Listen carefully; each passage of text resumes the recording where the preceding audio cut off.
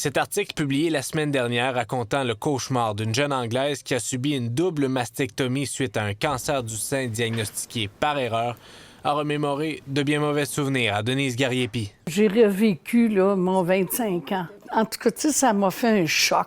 Elle a elle-même été opérée en 1967 à l'hôpital Sacré-Cœur de Montréal où on lui a retiré le sein gauche. Dans ce temps-là, les médecins ne posaient pas de questions. J'ai resté avec l'idée, moi, toute ma vie avec le cancer. Ce n'est que 50 ans plus tard, en 2017, alors qu'elle était traitée pour un autre problème de santé, que son nouveau médecin lui a appris que la masse retirée à l'époque n'était pas cancéreuse. Ils ont fait ça par prévention, mais j'admets pas qu'ils m'en ont pas parlé.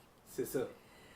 Parce que s'ils m'en avaient parlé, j'aurais jugé, moi, personnellement. Bien que la masse représentait un risque de devenir cancéreuse, Mme Gariepi aurait refusé l'ablation. Le sachant, j'aurais encore plus porté attention à ça. J'ai pas rencontré d'autres hommes que mon mari parce que j'avais honte. Dans le temps, on n'en parlait pas. Maintenant, on en parle ouvertement.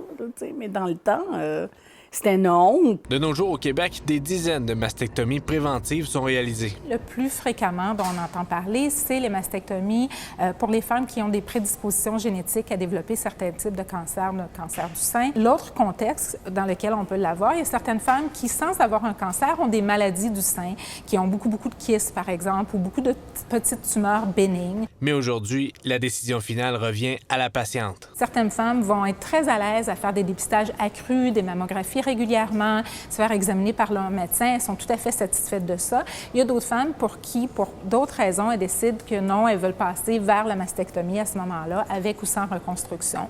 Et c'est pour ça que c'est vraiment une décision éclairée, mais très personnelle. Attendre, c'est le choix qu'aurait fait Mme Gariepi et 50 ans plus tard, elle regrette toujours de ne pas avoir été consultée. Jasmin Dumas, TVA Nouvelles, Sherbrooke.